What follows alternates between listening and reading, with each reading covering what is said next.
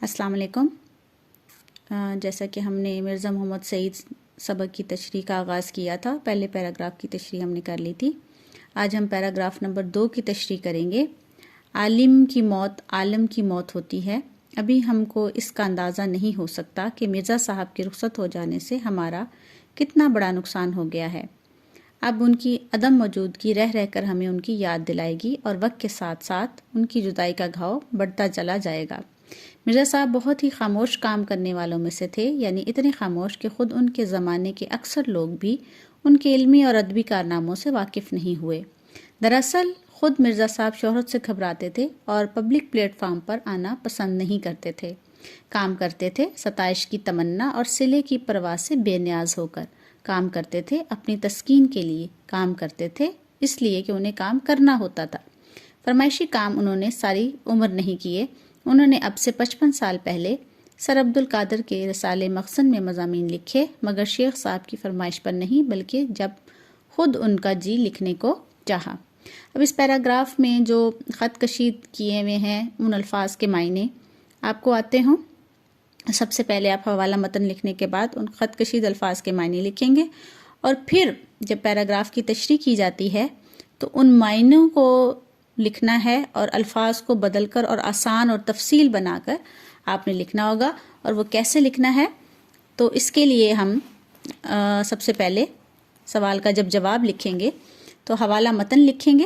حوالہ متن کو لکھنے کے بعد سبق کا نام مرزا محمد سعید، مصنف کا نام شاہد احمد دہلوی، پھر خط کشید الفاظ جو کہ اوپر دیے ہوئے ہیں: عالم، علم والا، عالم، دنیا، رخصت ہو جانا، چلے جانا، عدم موجودگی، غیر موجودگی، گھاؤ، زخم، خاموش کام، بغیر شہرت کے کام کرنا، علمی و ادبی کارنامے، علم و ادب سے متعلق کام، واقف ہونا، جاننا، شہرت، مشہوری، ستائش، تعریف، تمنا، آرزو، صلہ، انعام، بے نیاز، بے پرواہ، فرمائشی کام، کسی کے کہنے پر کام کرنا، تسکین، اطمینان، پرواہ، فکر۔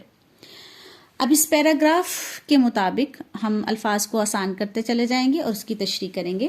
اس پیراگراف میں مصنف بیان کرتے ہیں کہ ایک علم رکھنے والے کی موت حقیقت میں دنیا کی موت ہوتی ہے، کیونکہ ایک اچھا علم سکھانے والا جب دنیا سے رخصت ہوتا ہے تو دنیا میں رہنے والے اس شخصیت سے علم حاصل کرنے سے محروم ہو جاتے ہیں، اور ہمیں اس نقصان کا اندازہ اس وقت ہوتا ہے جب وہ شخصیت ہم میں نہیں رہتی۔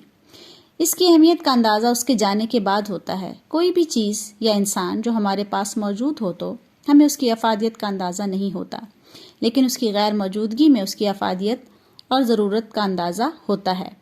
اور جب مرزا محمد سعید ہمارے درمیان موجود نہیں ہیں تو ہمیں بار بار ان کی یاد ستائے گی اور ان سے بچھڑنے کا غم ستائے گا، اور وقت کے ساتھ ساتھ یہ غم کم نہیں ہوگا بلکہ مزید بڑھتا جائے گا۔ مرزا صاحب اپنا کام بہت ہی خاموشی سے اور لگن سے کرتے تھے۔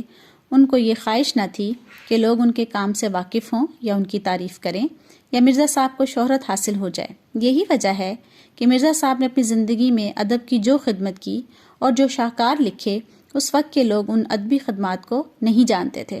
مرزا صاحب شہرت کو پسند نہیں کرتے تھے اور انہیں لوگوں کے سامنے آنا اور واہ واہ وصول کرنا پسند نہ تھا۔